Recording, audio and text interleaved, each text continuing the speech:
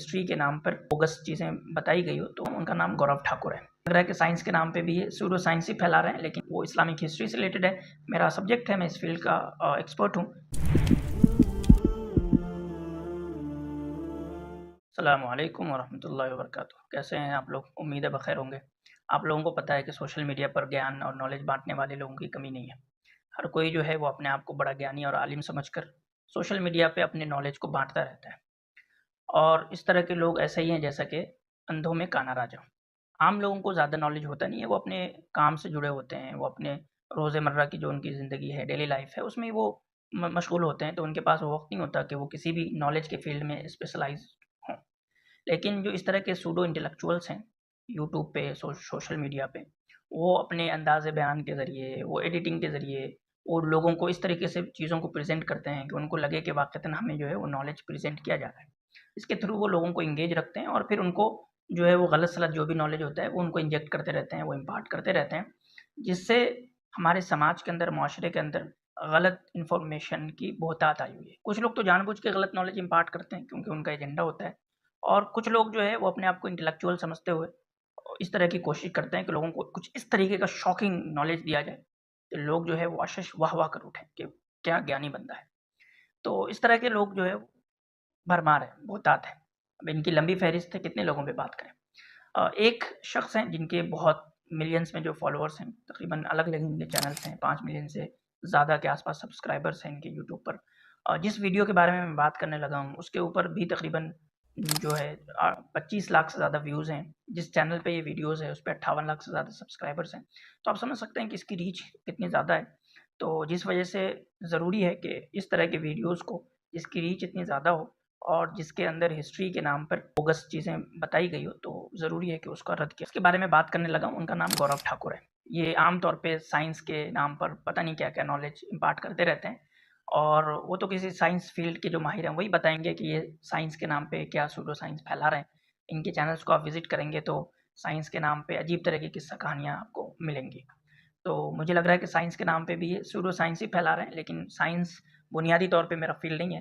جو اس فیلڈ کے ایکسپرٹ ہیں وہی اس ویڈیوز کو انالائز کر کے بتا سکیں گے کہ واقعتاً اس میں جو بات ہو رہی ہے سائنس کے نام پہ وہ کتنی سائنٹیفک ہے. میں جس ویڈیو کے بارے میں بات کرنے لگا ہوں وہ اسلامک ہسٹری سے ریلیٹڈ ہے.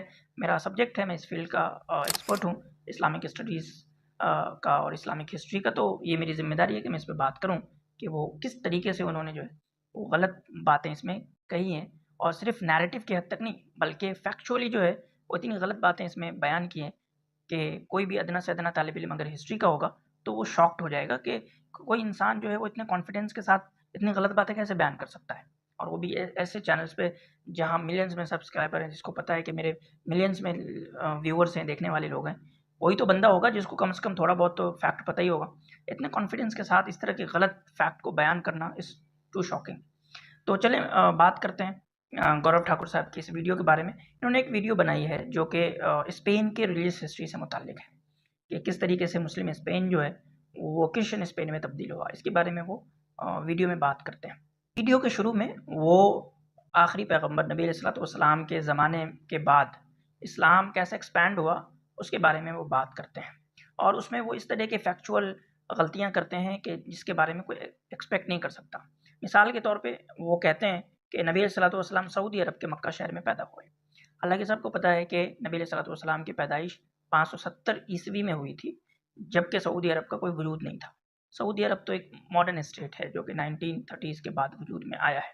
تو اس وقت کے عرب کو سعودی عرب کہنا فیکچولی غلط ہے، لیکن یہاں پہ ہم ان کو بینیفٹ آف ڈاؤٹ دے سکتے ہیں کہ جو موجودہ دور میں جو پولیٹیکل باؤنڈریز ہیں اس کے اعتبار سے انہوں نے کہہ دیا ہوگا کہ سعودی عرب کے مکہ شہر میں پیدا ہوئے، گرچہ اس کے لیے جو ہسٹوریکلی جو ڈسکرائب کیا جاتا ہے وہ عربین پیننسولا کے حجاز علاقے کے مکہ شہر میں پیدا ہوئے.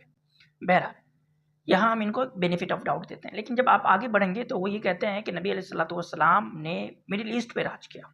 پروفٹ محمد نے پھر اللہ کے حکم پر اپنے اسلام دھرم کو پھیلانا شروع کیا، اور بس کچھ ہی سالوں میں انہوں نے مدینہ، مکہ اور پورے مڈل ایسٹ پر اسلام پھیلا کر اس پر راج کیا. یعنی اسلام پھیلا اور نبی علیہ السلام کے زمانے میں ہی مڈل ایسٹ مسلمان ہو گیا تھا. مڈل ایسٹ سے ان کی کیا مراد ہے سمجھ نہیں آ رہا، کیونکہ مڈل ایسٹ جو ہے وہ ایک بہت بڑے رقبے کو کہتے ہیں، بہت بڑے ایریا کو کہتے ہیں، اور ایک ماڈرن ٹرم ہے جس کے اندر ایران بھی شامل ہوتا ہے، جس کے اندر شام کا جو علاقہ ہے، جو سیریا کا جو علاقہ ہے وہ بھی شامل ہوتا ہے۔ تو نبی علیہ الصلوۃ والسلام صرف اور صرف عربین پیننسولا، جس کو جزیرۃ العرب کہا جاتا ہے، ان کے زمانے میں بس اسلام وہیں تک پھیلا تھا۔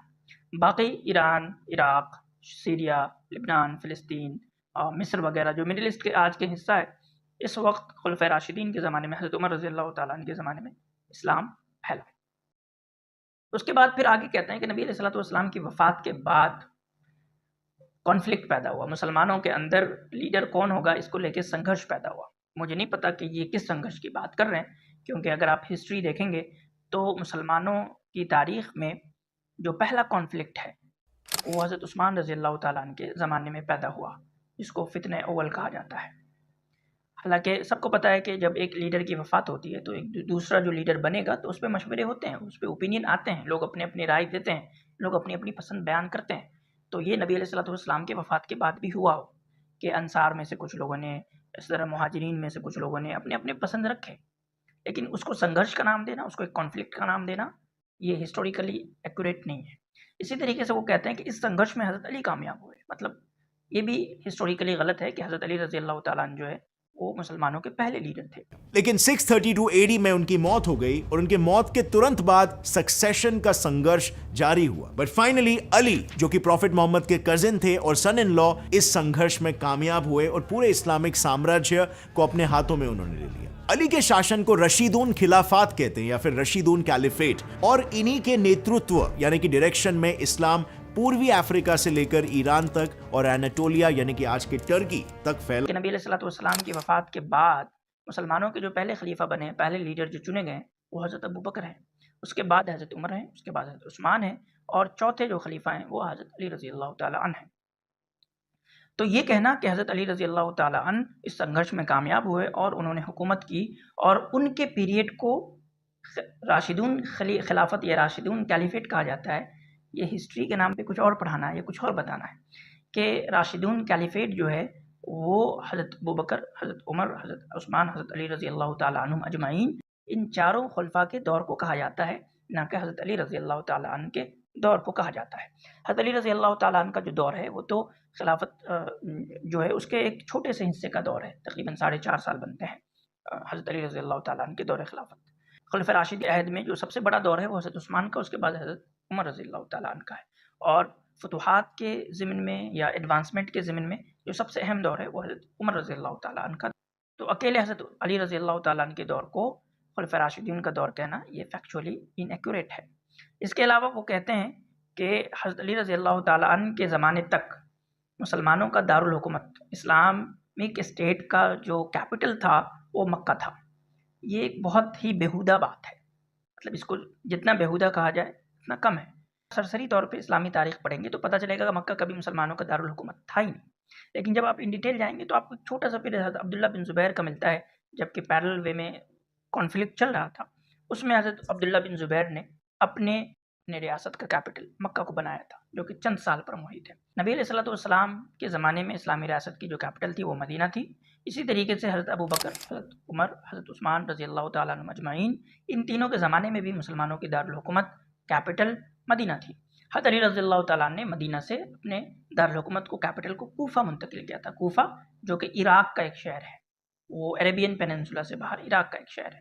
ہاں، حضرت علی رضی اللہ تعالیٰ کے انتقال کے بعد، ان کی شہادت کے بعد، جب حضرت امیر معاویہ رضی اللہ تعالیٰ عنہ خلیفہ بنے تو انہوں نے دمشق کو، جو کہ شام کے ایریے میں، جو کہ موجودہ سیریا میں، اس کو اپنا دارالحکومت بنایا۔ تو یہ کہنا کہ راشدون کیلیفیٹ کا دارالحکومت مکہ تھا، یہ ایک مسخہ خیز بیہودہ بات ہے۔ اسی طریقے سے ایک مسخہ خیز بیہودہ بات وہ یہ کہتے ہیں کہ امیاد کے حکومت کے خاتمے کے بعد بغداد میں عباس ابن عبد المطلب پیدا ہو گئے تھے اور انہوں نے عباسیڈ کیلیفیٹ کو قائم کیا۔ یہ ایک ایسی بچکانہ بات ہے کہ بیان نہیں کیا جا سکتا کہ عباس ابن عبد المطلب رضی اللہ تعالیٰ عنہ یہ نبی علیہ الصلوۃ والسلام کے چچا ہیں، اور انہوں نے امیاد دور دیکھا بھی نہیں ہے، یہ عباسی دور میں کہاں سے آ جائیں گے؟ یہ بھی بات جاننے کی ہے کہ بغداد شہر جو ہے وہ عباسی حکومت کے قائم ہونے کے بعد بنا ہے، نہ کہ پہلے۔ بغداد جو ہے وہ ان کا دوسرا دارالحکومت تھا، جس کو ابو جعفر المنصور نے بسایا تھا۔ ابو العباس الصفا تو بغداد میں حکومت کر بھی نہیں پایا، تو بغداد جو ہے وہ عباسی حکومت کے بننے کے بعد، قائم ہونے کے بعد جو ہے وہ وجود میں آیا ہے۔ تو اس طرح کی بچکانہ باتیں اور اس طرح کی ہسٹری کے نام پہ نالج امپارٹ کرنا یہ بیہودگی ہے۔ اس سے بہتر ہے کہ آپ ویڈیوز بنانا بند کر دیں، اگر آپ کا نالج کا یہ لیول ہو کہ آپ جو ہے وہ چیزوں کو ڈفرینشیٹ ہی نہیں کر سکتے ہیں، آپ فیکٹ بھی صحیح طور پہ نہیں رکھ سکتے ہیں، آپ کو جو نیریٹو چلانا چلائیں، نیریٹو جو ہے وہ بلڈ کر سکتے ہیں، لیکن ایٹ لیسٹ کم از کم آپ فیکٹ تو صحیح رکھیں، اس فیکٹ کے بیس پہ آپ کو جو نیریٹو بلڈ کرنا ہے کریں، لوگ کرتے ہیں۔ آپ فیکٹ ہی غلط بتائیں گے اور پھر لوگوں کو آپ اگر ایجوکیٹ کرنے کا دعویٰ کر رہے ہیں تو یہ بہت خطرے کی بات ہے، یہ بہت الارمنگ ہے، اور یہ سوسائٹی کے لیے بھی خطرے کی بات ہے کہ جو لوگ اس طرح کی نالج گین کر رہے ہیں، جو لوگ ان کو دیکھ دیکھ کر نالج حاصل کر رہے ہیں، ان کا نالج لیول کیا ہوگا وہ تو ہم آپ سمجھ ہی سکتے ہیں۔ امید ہے آپ کو میری یہ ویڈیو پسند آئی ہوگی۔ اگر فرسٹ ٹائم آپ میرے چینل کو وزٹ کر رہے ہیں تو چینل سبسکرائب کرنا نہ بھولیں۔ انشاءاللہ ملتے ہیں پھر کسی اگلے ویڈیو میں، جب تک کے لیے آپ لوگ اپنا خیال رکھیں۔ اللہ حافظ۔